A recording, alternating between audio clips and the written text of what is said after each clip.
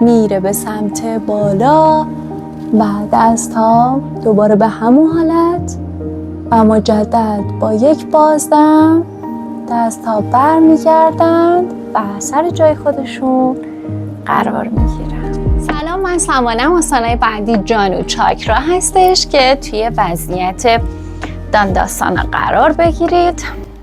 دستاتون رو در هم قلاب بکنید زیر ران راستتون، زیر پشت ران راستتون و سعی بکنید ساق پاتون رو در هوا جوری بچرخونید که از مفصل زانو یه چرخش ایجاد بشه و فکر کنید که دارید یک دایره ترسیم میکنید.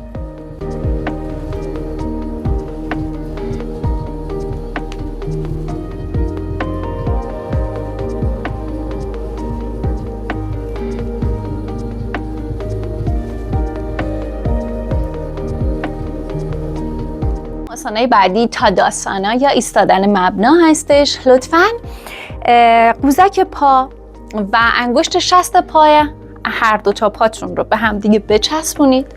انگشتان پا رو از همدیگه فاصله بدید. کاملاً فشار روی تمام انگشتان پا حس بشه. تمام عضلات پاتون رو به حالت منقبض و به حالت فعال در بیارید. دست ها در کنار بدنتون به همین حالت که میبینید انگشتان به سمت زمین باشه. الان میخوام استخوان دنبالچتون رو به سمت جلو بدید. سینه رو صاف بکنید، قوز نداشته باشید و کاملا به روبرو نگاه کنید.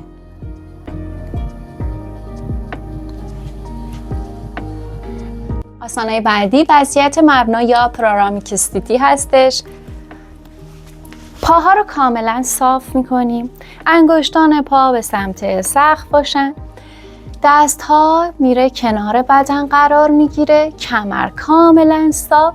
از بازوها به عنوان حائل استفاده میکنیم و کاملا روبرو رو نگاه میکنیم.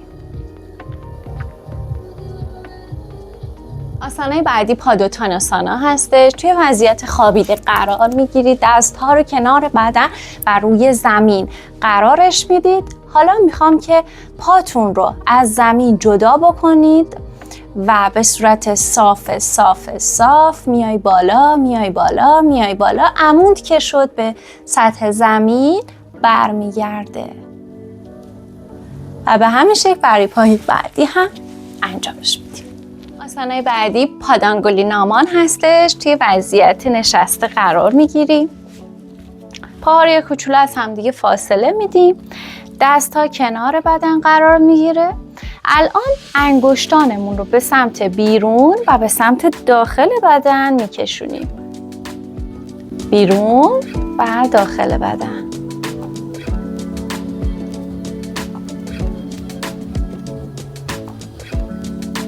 آسانای بعدی پادا سانچالاسانا هستش که توی وضعیت خوابیده قرار میگیریم. دست ها کنار بدن هستش.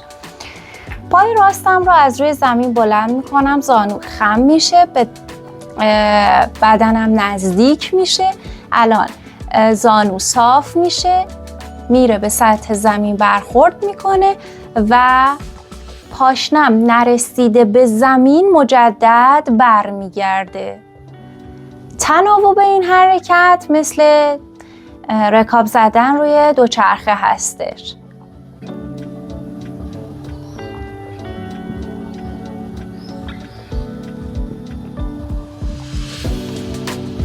آسانای بعدی باندهاستا اوتاناسانا هستش.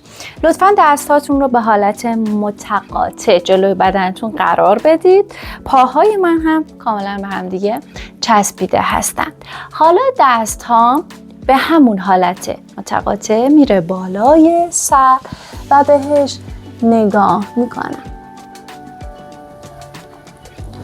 یه بازدم همراه با پایین اومدن دست ها در کنار بدن جوری که به سمت آسمان باشن قرار میگیره. مجدد میره به سمت بالا و دست ها دوباره به همون حالت و مجدد با یک بازدم دست ها بر میگردن و سر جای خودشون قرار میگیرم.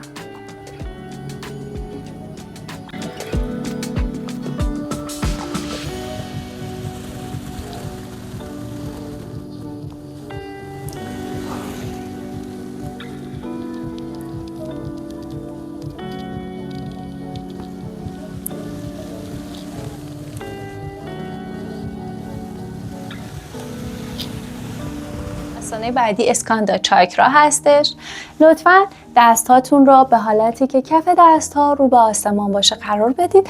الان دستاتون رو روی سرشانتون قرار بدید، انگشتانش رو، و اول آرنج هاتون رو به هم دیگه نزدیک بکنید و در حرکت بعدی سعی کنید تیغه های کتفتون از پشت به هم نزدیک بشن.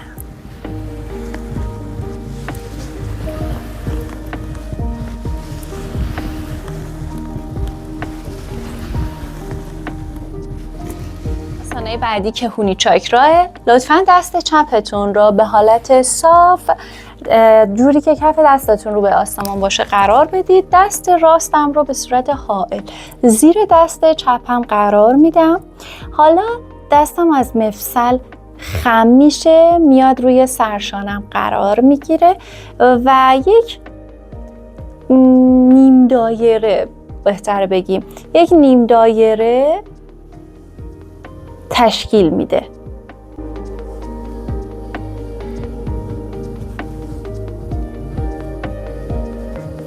خب من از این سمت هم بشینم که شما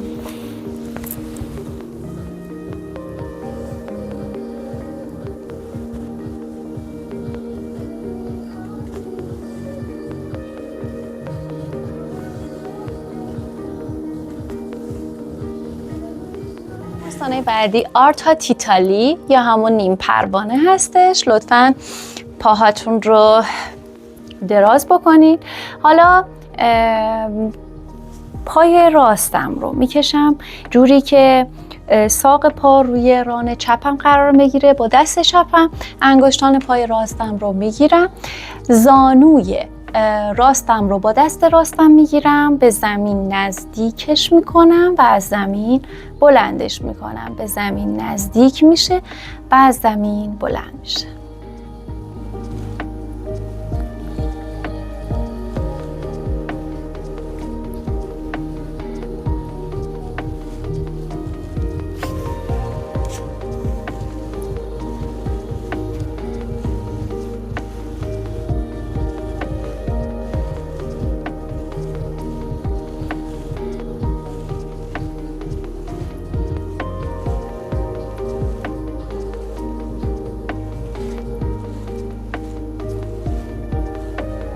آسانه بعدی راجو کارشناسانا هستش که توی وضعیت دانداسانا قرار میگیریم. کف پاها موازی با دیوار روبرو. حس میکنیم که یه تناب توی دستمون هستش، در کنار بدنمون هست. دست ها میاد به سمت بالا. اول از دست راستم دارم شروع میکنم، میاد به سمت بالا، انگار تناب رو دارم به سمت بالا میکشم. عمل دم اتفاق میفته، نگاه میکنم دستم رو و با عمل بازدم دست قرار میگیره روی زانو. دست چپ از کنار بدنم حس میکنم یک تناب دستمه، میاد به سمت بالا، با عمل دم نگاهش میکنم و برمیگرده به سمت پایین، با عمل بازدم و روی زانو قرار میگیره. آسانه بعدی دروتا اوتکاتاسانا هستش. در وضعیت تاداسانا قرار بگیرین، دستا کنار بدن. الان کف دست ها روبر همدیگه و روبروی سینه‌تون قرار بگیره. با حرکت دممون دست ها به سمت بالا حرکت میکنند، کاملا صاف، و با بازدم زانوها خم میشن و روی پاهامون مینشینیم. حالا زانوها و پاها نباید از همدیگه جدا بشن. به همین شکل برمیگردیم به سمت بالا، میایستیم و مجدد دستا روبروی سینمون قرار میگیره و بعد هم در وضعیت تاداسانا.